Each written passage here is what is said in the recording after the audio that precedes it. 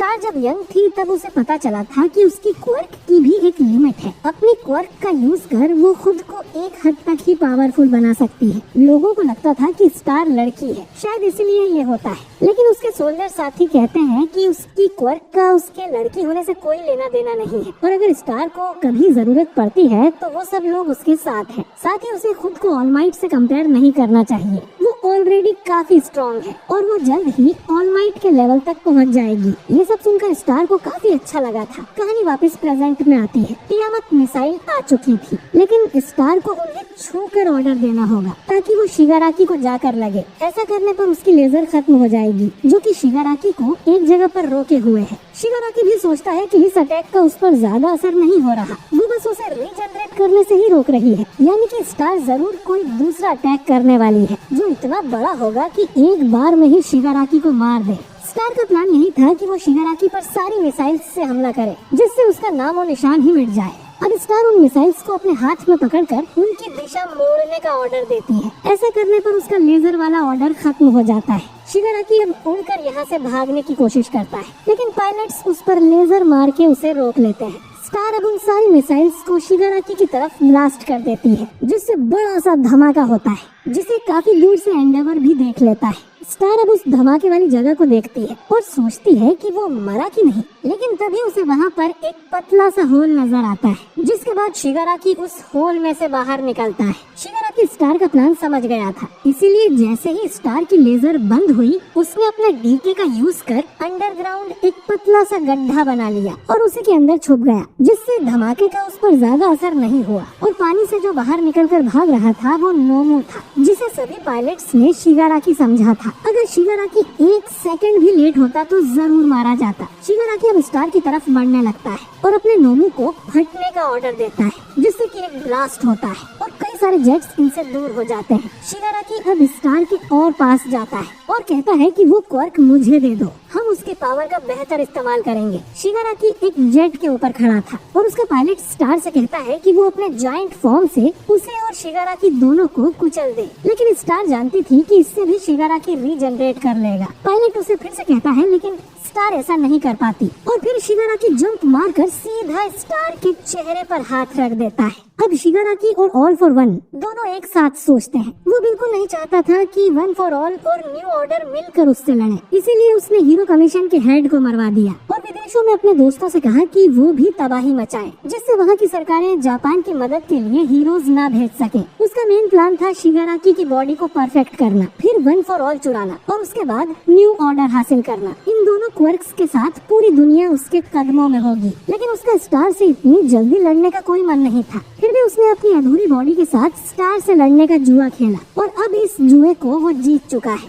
शिगाराकी अब स्टार की क्वर्क को चुराने लगता है और साथ ही स्टार के शरीर को डीके से डिस्ट्रॉय करने लगता है। स्टार अब खुद के शरीर को ऑर्डर देती है कि वो डीके से डिस्ट्रॉय नहीं होगा, लेकिन फिर भी ज्यादा फायदा नहीं होता क्योंकि स्टार की क्वर्क की एक लिमिट है और वो धीरे धीरे डीके होने लगती है। शिगाराकी अब स्टार की क्वर्क को पूरी तरह से चुरा लेता है। स्टार अपनी क्वर्क को ऑर्डर देकर चोरी होने से भी बचा सकती थी, लेकिन उसने अपने शरीर को बचाने का सोचा, जिससे अब उसकी क्वर्क और उसकी बॉडी दोनों ही खत्म हो गए हैं। वन फॉर ऑल अपने भाई योइची के बारे में सोचता है कि वो बचपन में कॉमिक बुक्स पढ़ा करते थे, जिसके आखिर में जीत हमेशा हीरो की होती थी, लेकिन इसीलिए ऑल फॉर वन उन बुक्स को बीच में ही छोड़ दिया करता था। अब शिगाराकी न्यू ऑर्डर क्वर्क का यूज करते हुए हवा को कोई ऑर्डर देने वाला था, लेकिन अचानक ही वेस्टीज वर्ल्ड में शिगाराकी और ऑल फॉर वन को अपने सामने स्टार दिखाई देती है और फिर शिगाराकी की बॉडी अंदर से फटने लगती है। पायलट समझ जाते हैं कि स्टार ने कुछ तो किया है। असल में आखिरी सेकंड में स्टार ने अपनी क्वर्क को ऑर्डर दिया था कि वो बाकी क्वर्क्स के साथ नहीं रहेगी। अब न्यू ऑर्डर शिगाराकी के शरीर में जाते ही उसकी बाकी क्वर्क्स से लड़ने लगती है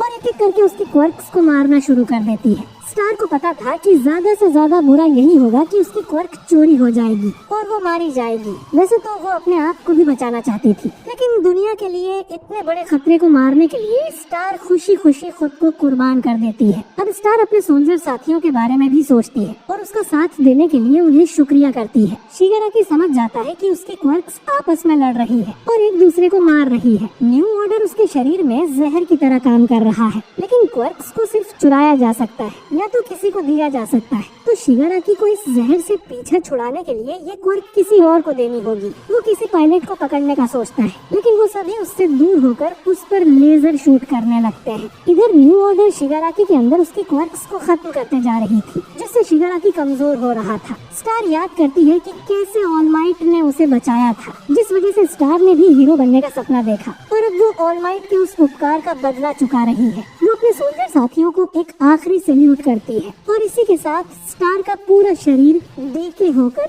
टुकड़े टुकड़े हो जाता है और स्टार की मौत हो जाती है। शिगाराकी ने अपने नोमो से पंख वाली क्वर्क चुरा ली थी, तो वो अपने पंख उड़ाकर यहाँ से भागने लगता है और सोचता है कि ये ऑल माइट का भूत उसका पीछा कब छोड़ेगा। वो जहाँ भी जाता है ऑल माइट की बात निकल ही आती है। शिगाराकी को अब जल्दी से न्यू ऑर्डर किसी और को देना होगा, वरना वो खुद भी अपनी क्वर्क्स के साथ खत्म हो जाएगा। पायलट्स उसे रोकने की कोशिश करते हैं, लेकिन शिगाराकी उन पर ब्लास्ट कर यहाँ से भाग जाता है। पायलट्स स्टार के टुकड़े देख सोचते हैं कि वो सबसे महान हीरो थी। समुद्र के किनारे एक घर के अंदर हम एक कपल को देखते हैं। ये दोनों असल में मुजरिम हैं और यहाँ छुपे हुए थे। अचानक ही दीवार तोड़कर शिगाराकी यहाँ आ जाता है, जिसकी हालत बहुत ही बुरी थी। शिगाराकी अब उस आदमी के चेहरे पर हाथ रख देता है ताकि उसकी क्वर्क छीनकर वो उसे क्वर्कलेस बना सके। फिर वो उसके अंदर न्यू ऑर्डर डाल देगा, जिससे न्यू ऑर्डर के पास लड़ने के लिए कोई क्वर्क होगी ही नहीं। तभी उसे स्टार की आवाज सुनाई देती है, जो कि शिगाराकी को बेवकूफ बुलाती है और बताती है कि उसकी इतनी सारी क्वर्क से लड़ने के बाद न्यू ऑर्डर भी घायल हो गई है और वो भी खत्म हो जाएगी, यानी कि शिगाराकी कभी न्यू ऑर्डर का इस्तेमाल नहीं कर पाएगा। स्टार को बस इसी बात का दुख है कि वो शिगाराकी को मार नहीं पाई, लेकिन जब तक लोग एक दूसरे की हेल्प करते रहेंगे, हीरोइज्म की भावना जिंदा रहेगी और कोई न कोई ऑल फॉर वन का खात्मा जरूर करेगा। ऑल फॉर वन कहता है कि जो आखिर में जिंदा बचता है वही विनर होता है। इसी के साथ न्यू ऑर्डर हमेशा के लिए खत्म हो जाती है। ऑल फॉर वन के अंदर हम छोटे शिगाराकी को देखते हैं, जो कि हीरो शब्द सुनते ही बेकू को याद करता है। कुछ देर बाद हीरोज शिगाराकी का पीछा करते हुए उस घर तक पहुंच जाते हैं, लेकिन वहां उन्हें उस कपल की लाशें ही मिलती हैं और काफी खोजने पर भी शिगाराकी का नामो निशान नहीं मिलता। अमेरिका के नंबर 1 हीरो स्टार की मौत की खबर पूरी दुनिया में फैल जाती है। बाकी देशों को लगता है कि अगर स्टार शिगाराकी को नहीं हरा पाई तो जापान में उनके हीरोज को भेजने का कोई फायदा नहीं होगा, क्योंकि वो सब भी मारे ही जाएंगे। इसीलिए बाकी सभी देश अपनी खुद की रक्षा के बारे में सोचने लगते हैं और हीरोज को जापान भेजने से मना कर देते हैं। बाकी पायलट्स ऑल माइट से मिलने आते हैं, जिसे स्टार की मौत का दुख होता है। पायलट्स ऑल माइट को बताते हैं कि स्टार का बलिदान व्यर्थ नहीं गया है। उन्होंने अपने फाइटर जेट्स में उनके पूरे बैटल को रिकॉर्ड किया है। उनके पास शिगाराकी की क्वर्क्स का काफी सारा डेटा है, जो इनके काम जरूर आएगा। अगले दिन ऑल माइट क्लास A को ये सब बताने जाता है। वो उनसे कहता है कि शिगाराकी की बॉडी आज के दिन कंप्लीट होने वाली थी, लेकिन स्टार के बैटल की वजह से वो फिर से बहुत ज्यादा कमजोर हो गया है। उसकी कई सारी क्वर्क्स भी डिस्ट्रॉय हो गई है और कम से कम 1 हफ्ते तक तो शिगाराकी बिल्कुल नहीं हिल पाएगा। ये स्टार का उनके लिए आखिरी तोहफा था। सभी हीरोज शिगाराकी को ढूंढने में लगे हुए हैं और जब तक वो नहीं मिल जाता तब तक इन्हें इस टाइम का सदुपयोग करना चाहिए और जमकर ट्रेनिंग करनी चाहिए, ताकि जब आखिरी युद्ध शुरू होगा तो ये लोग शिगाराकी को खत्म कर सके। और वो अकेला नहीं है, इन्हें वन फॉर ऑल की असली बॉडी भी खोजनी है। एंडेवर का बेटा डाबी, पागल लड़की Himiko Toga, 6 near high and Nomus और बचे हुए लिबरेशन फ्रंट के मेंबर्स, भागे हुए मुजरिम, इन्हें इन सब का सामना करना है और इन्हें और ज्यादा स्ट्रॉन्ग होना पड़ेगा। जिस पर बाकुगो और बाकी सब कहते हैं कि वो इतने टाइम से और क्या कर रहे थे। वो के बाद से ही ये लोग पुसीकैट्स के साथ कड़ी ट्रेनिंग करने में लगे हुए हैं और वो लोग भी बेकू के साथ इस युद्ध में भाग लेंगे जब तक कि वो शिगाराकी को हरा नहीं देते। बेकू कहता है कि बाकुगो और बाकी लोग उससे लड़ने ही वाले हैं ताकि वो वन फॉर ऑल को मास्टर कर सके। जिस पर बाकुगो कहता है कि वो तो सिर्फ अपने नए मूव क्लस्टर को बेकू पर यूज करना चाहता है। बाकी क्लास भी कहती है कि वो लोग और ज्यादा ट्रेनिंग करने को तैयार है। ऑल माइट इन्हें देख सोचता है कि चूजे न सिर्फ अब अंडों से बाहर आ गए हैं, बल्कि इनके पंख भी आने लगे हैं। ऑल फॉर वन ने इस क्लास से पंगा लेके गलती कर दी और ये एपिसोड यहीं पर एंड हो जाता है। तो दोस्तों, आपको ये दूसरा एपिसोड कैसा लगा कमेंट करके जरूर बताइए। स्टार तो मर गई, लेकिन वो अपने साथ अपनी क्वर्क को भी खत्म कर गई है, जिससे ऑल फॉर वन उसका यूज नहीं कर पाएगा। दोस्तों, अगला एपिसोड बिल्कुल भी मिस मत करना, क्योंकि उसमें हमें पता चलेगा कि यूए स्कूल का वो गद्दार कौन है जो कि हमेशा यूए की इंफॉर्मेशन लीक कर उन्हें विलन्स तक पहुंचा देता था। वीडियो अच्छा लगा हो तो इसे लाइक और शेयर कीजिए। अगर आप एंड पर नए हैं तो चैनल को सब्सक्राइब करके बेल आइकन जरूर दबाइए। मैं मिलता हूँ आपसे बहुत ही जल्द अगले वीडियो के साथ। शुक्रिया।